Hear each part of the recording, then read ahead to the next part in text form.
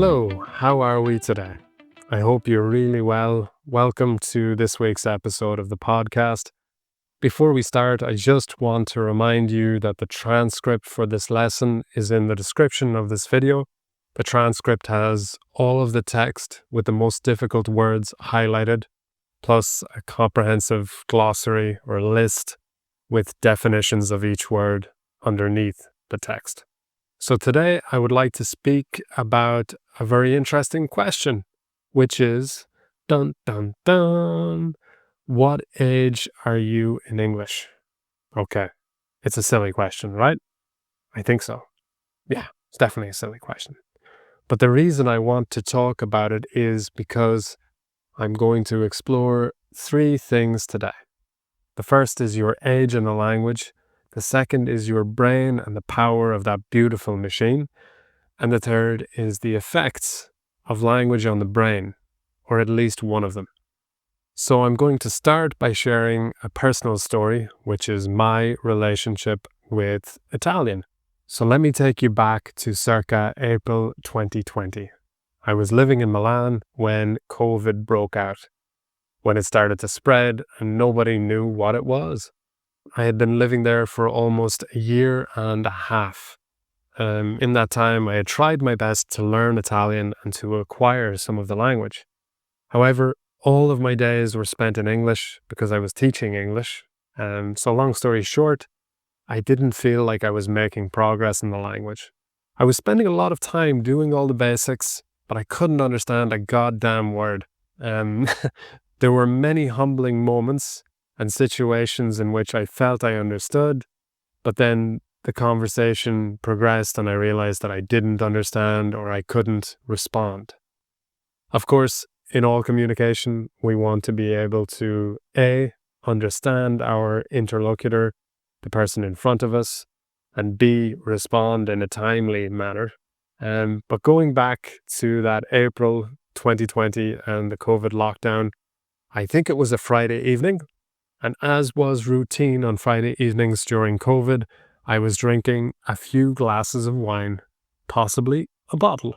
And somewhere in the middle of the second glass of wine, I wanted to know my level in Italian. I wanted to know my number. How good am I in Italian? You know that feeling as if an internet language test will put a label on your head, A2, B1 or B2, etc. There's such a variety in vague numbers, and really there's not enough distinction within those numbers to know how good you are in general or in different disciplines: reading, writing, speaking, and listening. In any case, I was scrolling mindlessly, aimlessly, doing grammar tests and some vocabulary tests. Then I saw the title of one particular test. What age are you in Italian?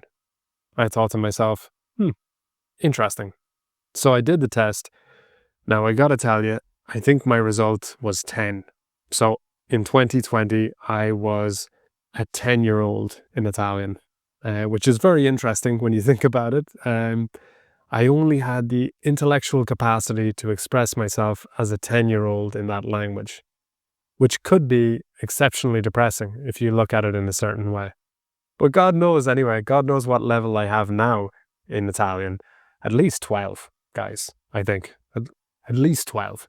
Anyway, I want to talk about a change in mindset. So I don't really want to talk about my level in Italian because it's not great. It could be better, but it's the mindset that has changed, and that's what I want to focus on today. So I came back to Ireland from Milan in, I think, the summer of 2020. I just stopped. I kind of broke up with Italian. I stopped listening to Italian, stopped reading in Italian, and just took a big break. I didn't look at or listen to anything in Italian for 4 months, probably from September 2020 to December 2020. Then in the new year of 2021, I made a New Year's resolution. I listened to a 10-minute podcast in Italian. It became my ambition to do that every day for a week. Then it became my ambition to do that every day for the next month, and so on. Now, I don't go one day without listening to at least 10 minutes of Italian. Usually it's closer to 30 or 40 minutes, but the point is, my brain knows that Italian is extremely important to me. It's of the utmost importance to me and my brain that I do it every day. So I can't go to bed unless I've done my 10 minutes of Italian. And you don't do something every day if it's not important to you. You just don't. Fact. Do you know what I mean? So, if my objective was to improve my comprehension, I can tick that off the list. I've definitely improved my comprehension. And listening definitely helps your speaking too. Of course it helps. But that is another skill that needs practice, and you need to set goals in that area too. You use it or you lose it, In essence, I'm just talking about convincing your brain that something is important to you. All you really need to do is do that one thing every day, even if it's only 3 minutes in the worst case scenario, like your worst day, the toughest day that you have of the week. Or if it's 30 minutes in the subway, listening to a podcast, whatever it is, make sure your brain knows that it's important to you. That machine is just good, man. It's really good, and it wants you to do well. Like if you like shopping online and you do it every day, your brain knows that shopping online is important to you. And you're going to do it again and again and again. And if you tell your brain that FIFA, the video game, is important to you, you'll play it again and again too. Okay, so that's life. Sometimes, especially when we have goals, we need to just fit in the positive things, the 3 minutes, the 5 minutes, or more of that beneficial skill building practice. So I'm going to just segue and lean into the benefits of this, learning English or any language. So I've just listened to a video, which I will link in the description. It's a video from the BBC World Service on the benefits of bilingualism. It staves off dementia for an extra 4 years. So if you're putting in your whatever it is, your 10 minutes a day, you're staving off, you're preventing or delaying dementia for an extra 4 years.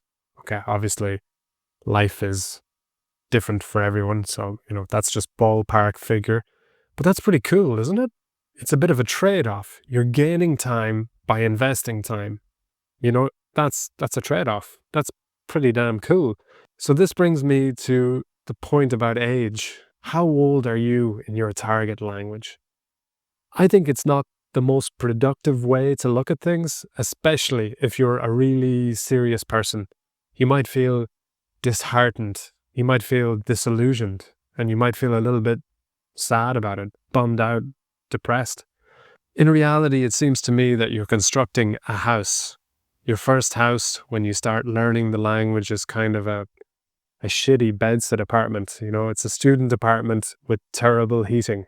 There might be stains on the walls and all these things, but it's yours. It's not perfect, but it's yours. That's kind of the initial phase with a new language, isn't it? It's yours. You're going to improve it. It's a fixer-upper.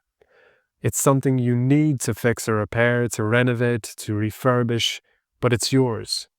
Slowly, it gets a little bit bigger. Maybe it's a very nice bungalow with 1 floor, or maybe it's a 2-story house, or maybe it's a mansion. I don't know. But bit by bit, the quality increases. So you can set your own goals inside that framework and watch yourself flourish in different areas. So let's go back to the initial idea of age again. In hindsight, or looking back, that's kind of groovy, isn't it? When you really think about it. If you're studying a language and you're like 20 or 25 or 30, let's say at my age, I'm coming up on 40. So let's say I'm 12 in Italian or 15 or something. I'm kind of forever young in one language. I have none of the baggage that I have in my native language, really, in Italian. I have lots of shame about not knowing a word or losing the thread of conversation. But you get over that. You do. Once you get to a certain age, you get over it. Just like you do in your native language. When you overcome some insecurity. So you get over the awkwardness in life at some point. You're forever young in a language. If you decide to acquire another language, you're even younger. You're a baby again, eh? You could be 3 different ages simultaneously in 3 different languages. Maybe that's how those smart polyglots are doing it. Maybe they're staying forever young with their curiosity, and they're staving off any mental fatigue in one sense by staying clued in, by staying attentive to what's going on. You just got to keep growing and learning. Okay, that's my rant over. That's my monologue, my soliloquy over.